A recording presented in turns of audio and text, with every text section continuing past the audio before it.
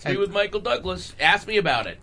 And now I am going to read to you guys. Please ask me about it. Oh, boy. A listener sent me this article that I found to be... I was laughing. It's 3 years old, mind you. Wow. But it is still as old. This is timeless. I laughed, and then I almost started crying while reading the same article. The article is called...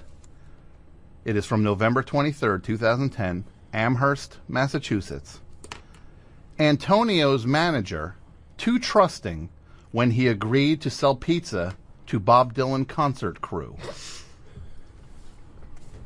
The manager of Antonio's Pizza on North Pleasant Street said the business was, quote, too trusting when it agreed to fill an order for 178 extra-large gourmet pizzas placed by a man they thought was a member of Bob Dylan's concert crew. 178 pizzas. So, basically, Sean... I'm not going to say the guy's name, this poor guy. The staff at the pizzeria wanted to prepare pizza for Bob Dylan and his concert crew after a man wearing backstage Bob Dylan concert credentials around his neck came in early Saturday and asked if they could help feed the crew. Dylan had performed at the Mullins Center on the University of Massachusetts campus Friday night. So they made 100. He ordered 178 extra-large pizzas. In person. And the guy never came back. They're just like, where is he? The guy should come back for all these pizzas. 107. Like, how? Bob Dylan's like, what's this guy think? Bob Dylan has 600 people working on the crew. How many pizzas? Well, let's see. Okay, the guitar tech. Guy sets the drums up. Got the guy who drives the tour bus. Bob's going to want some pizza also. Yeah, we're probably going to need 178 extra-large pizzas. And so they made all these pizzas, and the guy said the line was so... It was like he wanted...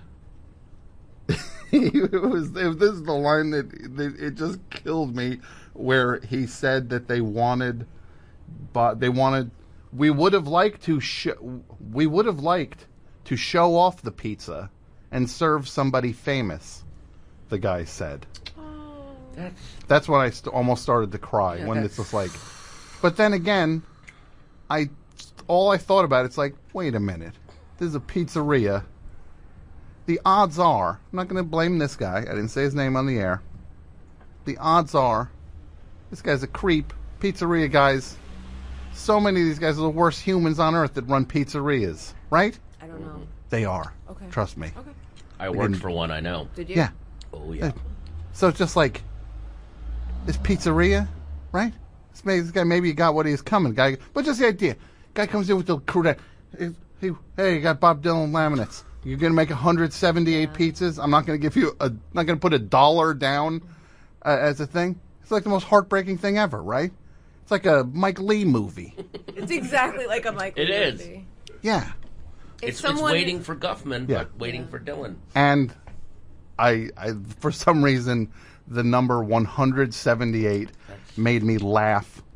I was laughing It's a funny for number. 10 It minutes. is a The funny idea. number. Good comedy number. A lot of syllables. It's terrific. It's And terrific. also extra large Yeah, pizzas. I've never heard of that size. Like the idea. It's a T-shirt or something. Look, this is not Donovan we're talking about here.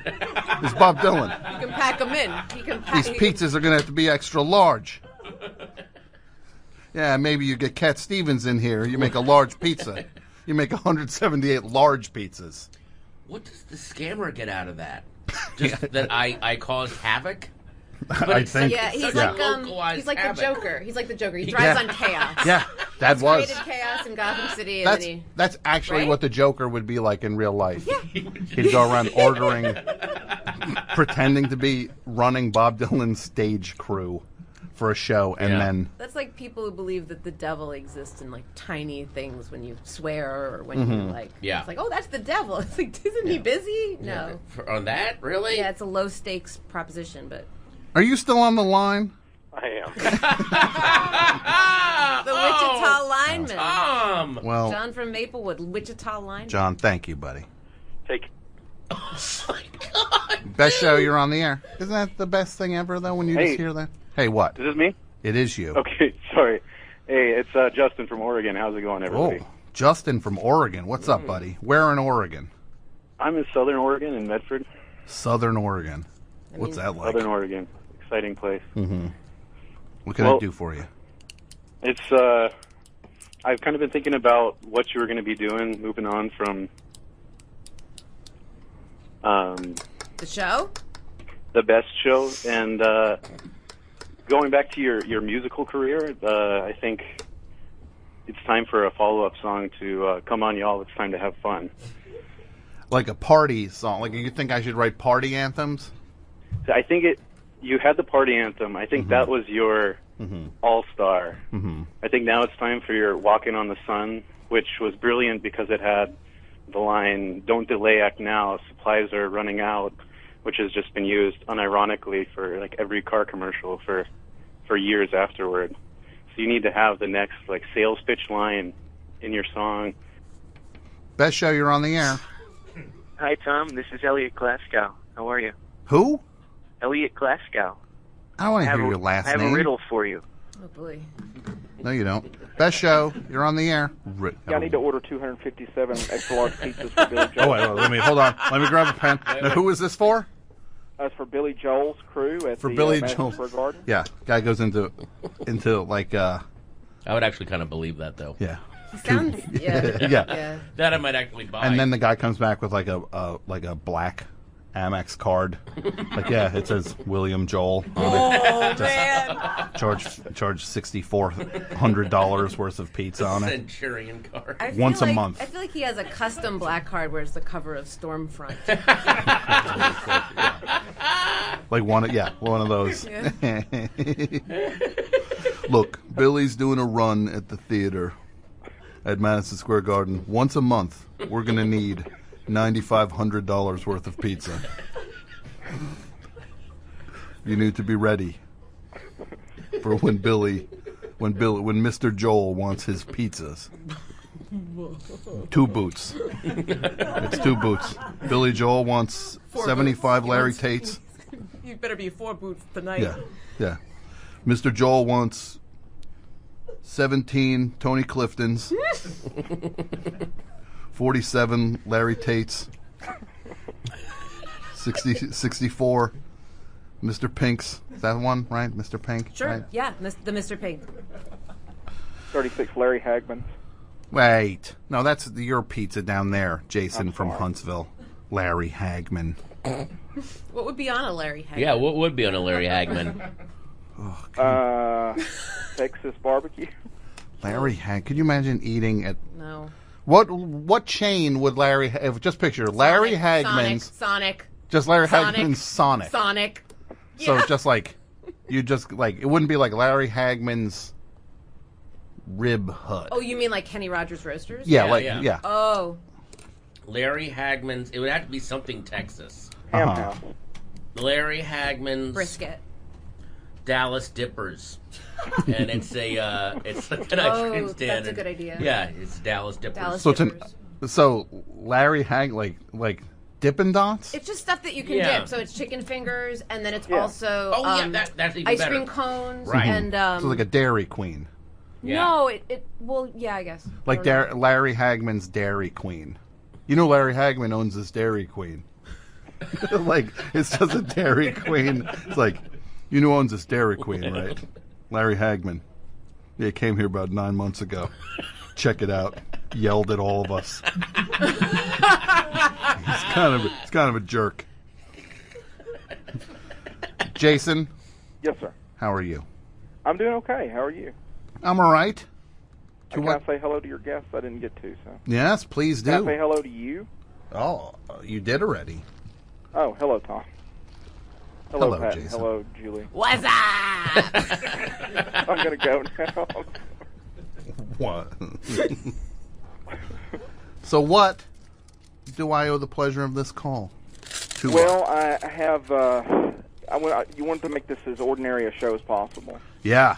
So what could be more ordinary than me calling up and telling you about an out-of-context animal that I spotted in Huntsville?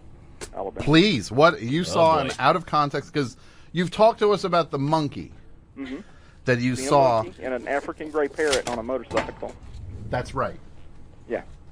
Because down there, you guys, I think you might have a different relationship with the animal kingdom, right? We're in tune.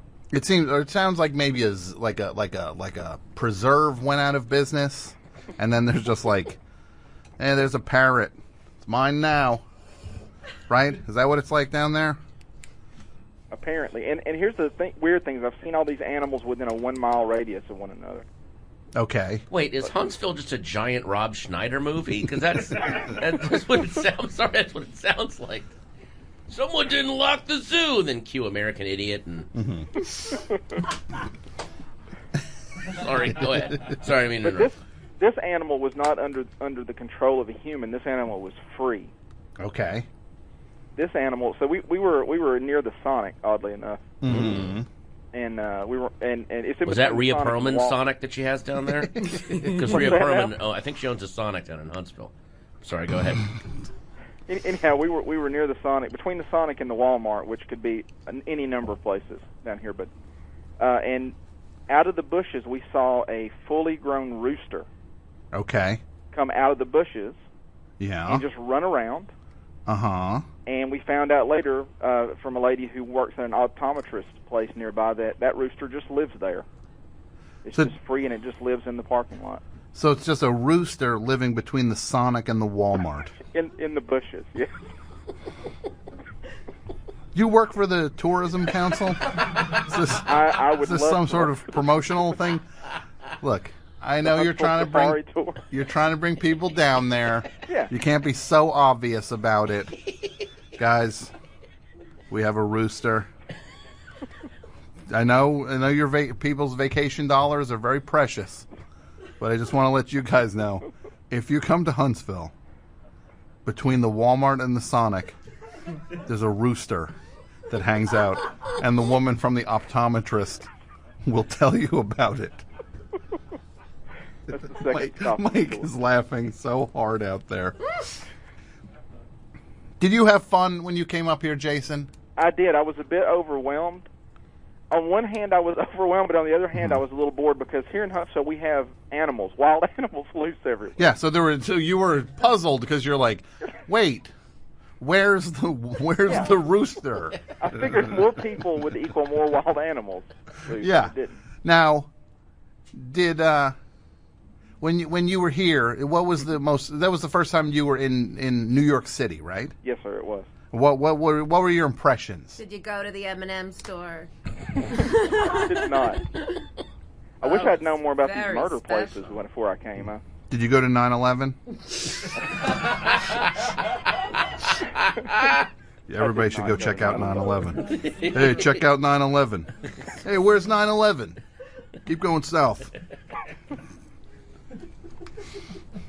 No, you didn't check out 9/11. I did not.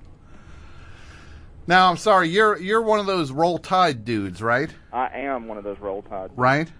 And then there was like some big football loss, right? It was like the biggest, most crushing loss in college football history. Oh, happened. yeah. It was the most Ridiculous thing where like some dude caught a ball and then like improbably ran it in. Tell me It about would've what been that was less like for you. ridiculous if a rooster had come All out right. of a bush. This is what I want to hear. You as a fan, you were watching that game, I'm sure. Mm-hmm. Where were you, at home watching it? I was at home. I was standing up. You're standing up. So you think the game's over now, though, right? Most tense thing ever. Well, no, I think it's either going to go into overtime or we're going to make the field goal and win. Yeah. And people don't understand this Alabama-Auburn thing. If you don't live here, you do not understand it. It is insane and irrational, and people get killed every year. So over this. people, it's these two colleges, and We don't have a lot going on down here. so it's these two colleges, and how far apart are they? They're kind of on opposite sides of the state, basically. Okay. You guys realize what colleges are for, right? That these are not like things they're that for are supposed to be warring with each other. Yeah. They're supposed to all be on the Tribalism. same side of education. Yeah. It's kind of why they're there. Oh, you can go to school. Yeah, yes, there's At schools also, yes. So you are watching this. Yeah, And then with my lovely wife. You're watching with your lovely wife. You watch the football. The guy missed the field goal. Some dude catches it. And it just starts running. When did that feeling just hit you? That like that dizzy. And I nearly kicked over a chair. You nearly kicked over a chair. Yeah, I'm pretty calm. Yeah, I'm a pretty calm fellow. And so, I nearly kicked over a chair, and I may have said a radio unfriendly word at that point. So you really were affected by this. You almost kicked over a chair, and you might have said a radio unfriendly word. Let's just say that I did. So you're not calling from jail right now. You got out. You clearly got out on bail. Yeah, on bail. Good. Look, I hope all your football wishes go the way you want them to with your college sports.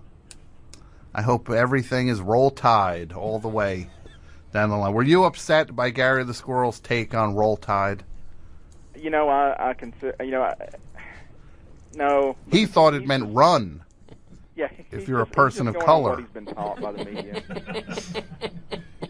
He's not here tonight, though, so I can't. Oh no. Yeah, he keeps himself scarce. Yeah. Anyway, I hope all of you have a lovely evening. And Tom, let me say goodbye, Tom. Thank you, Jason. You're a good dude. He didn't let me hang up on him. He's gone. Ugh. Rode away on his motorcycle and left a bunch of white rocks that said goodbye. That's very sweet. Like the finale. Yeah.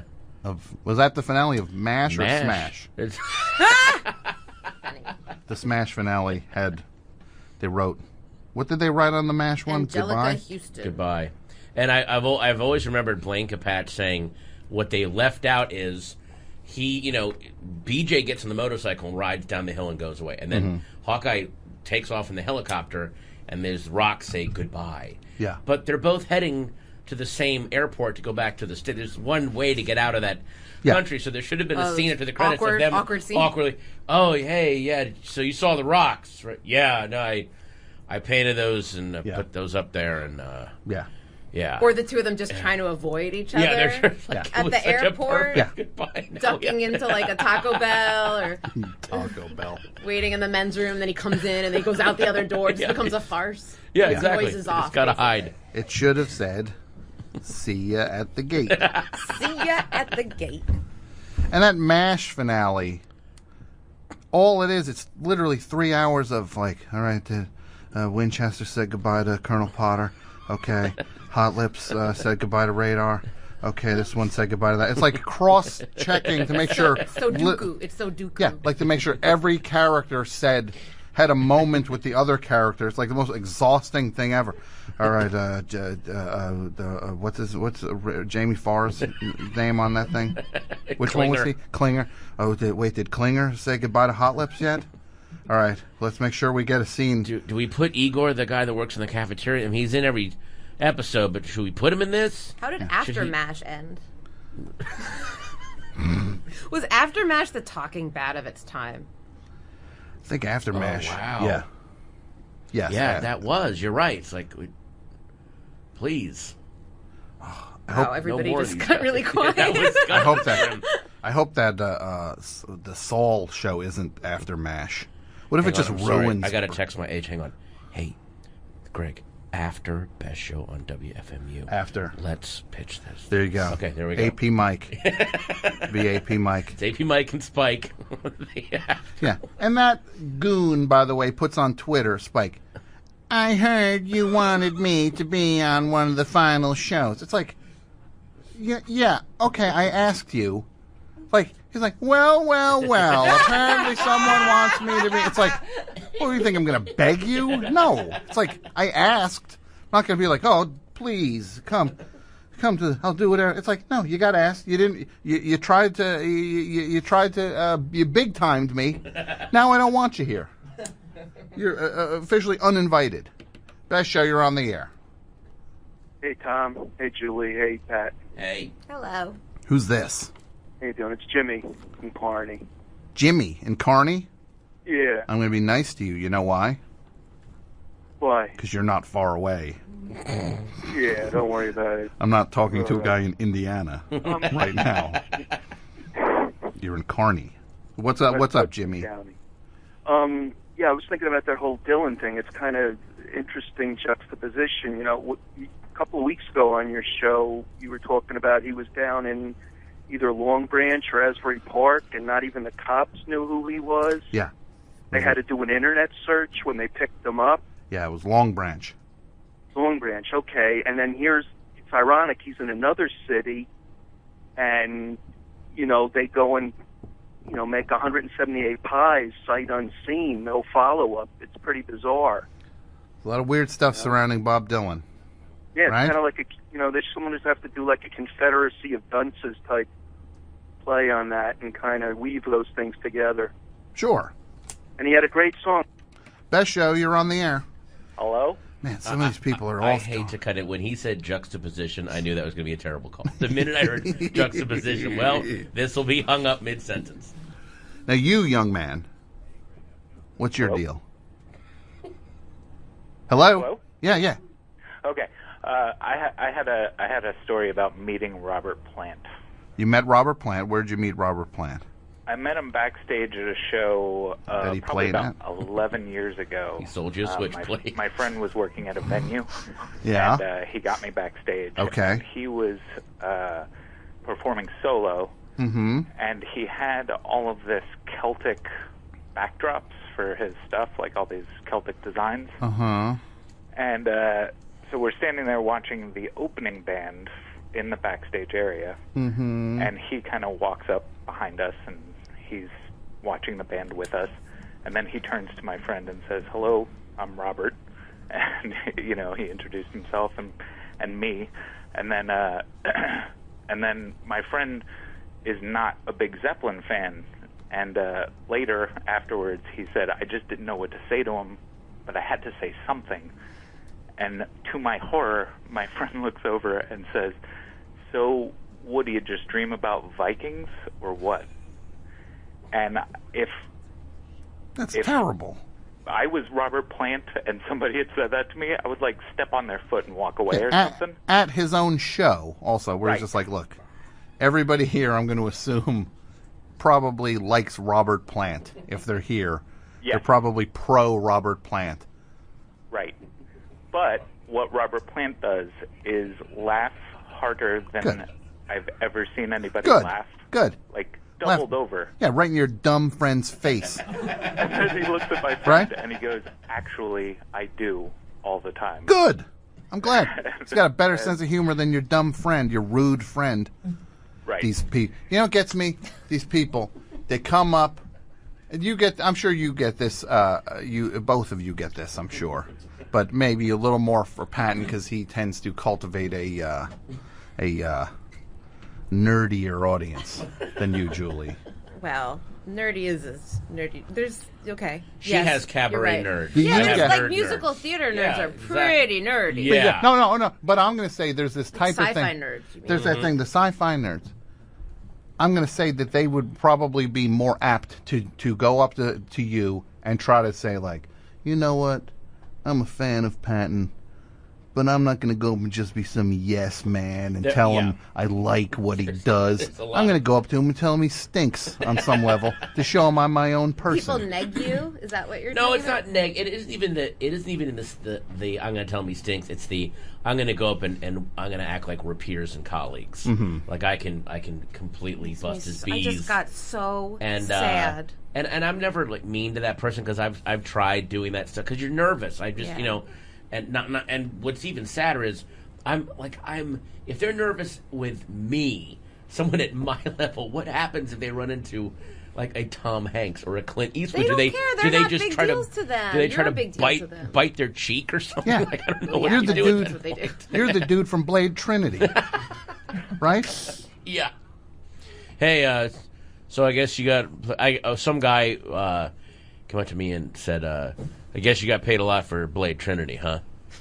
Really? And I was like, "No, I didn't. I was happy to get any kind of work at that. What are you talking about?" But it wasn't like I had 8 other offers, and I was like, Yeah. well, if they're going to give me this much money, I'll Yeah. go to Vancouver for 3 weeks." Let me There you check. go. So, yeah, all right. Let me see the offers here. I got this Coen Brothers movie they want me to star in. The money's not that good on this. So, all right, then Paul Thomas Anderson is begging me to do this other thing, and then there's this Blade movie, and I guess they just bought me. I guess that's Yeah. I guess they win. They win the sweepstakes. That's Your cash grab. That's the cash grab right Cash there. grab. Everybody's struggling to get where they gotta get, man. You and your dumb friend. I do like that. That is kind of beautiful, though. It's like the equivalent of walking up to our plant going, "Hey, nice to meet you, Robert. A little easy on the Dungeons and Dragons tonight, okay? Have a good show. Well, let's not so much wizards and castles. And this is There you go. Have a good show, though. All right, Chief? and this is Robert Plant watching the opening act. Yeah. Before he goes out, he just I'll take a look at the openers, enjoy their music. Some guy, these guys are next to me. I'll introduce myself. Yeah. And then guy says something, the rudest thing you can say. Hey, easy on the goblins tonight there, Bobby. All right? And there's There also, you go. I want to say, this brings up a good point. I'll get these people, they say to me, you like, and they do say it in that voice. I know people try to attribute, they sometimes do the wrong voice, or they're just like, they give people like a disparaging voice like that. They'll say like, how can you like Led Zeppelin so much but then hate Lord of the Rings? It's like, well, Oh, my God. How could you get out of a conversation faster is a better question. because Ramble On is about Gollum and Mordor. It's like, yeah, guess what? Ramble On's 4 minutes long. The Lord of the Ring movies are 3.5 hours long each. That's why. It's over fast. People, how can you like the? First of all, I don't particularly care about those lyrics necessarily. I'm not just like, I love when Robert Plant sings about Lord of the Rings. Like, I really thrill to those. It's like an adventure listening. There's so many ways to listen to music wrong. Mm-hmm. That's all. Like how? That's all. What's Well, wrong? just like listening to it, just being like, "Oh, this is about Lord." Like, I don't know, just focusing on the wrong things, or thinking that that's what people like about something, and it's just what you like about something, Yeah, and exactly. not seeing the forest for the tree. I don't know. Like you listen to a lot of Jethro Tull now, right? Just listen to Thick as a Brick over and over and over again. I'm going through some really interesting stuff psychologically right now. And what was the thing that made you go, I think Jethro Tull might be the answer? I just figured, I was like, who? I What was looking, the first moment? You know what it is? I was looking for The Who, but gayer. And they yeah. came along, and it was perfect. And I was like, why haven't I been doing this for years? In his tight capezios, I don't care what Ian Anderson Playing looks flute. like. I don't care. hunched over. They're not good looking. It's not about that. He strikes like that kind of like pose holding the flute. Boot, boot, boot, boot, boot, boot, boot, boot, boot, boot, boot, boot, boot. Right? I'm so into that. Do you imagine you're in the woods when it goes to that part? I've never had like that phase where I spell fairy weird and I'm really into Yet. that stuff, yet. Yet. You should be able to buy like premium seats at a Jethro Tull concert where it's like a ye old dunking booth. And you sit in the dunking booth the whole show. Who do you dunk? Your pals? You sit there and then maybe he tries to dunk you. He throws apples up at you. Like the whole thing just turned into a Ren fair. Oh, that's such a good idea. Yeah, it's just a smelly Ren What fair. if they play Medieval Times and it? I can't believe he didn't sign a contract with Medieval How Times. come he Jethro hasn't Tull played Medieval Times? comes out.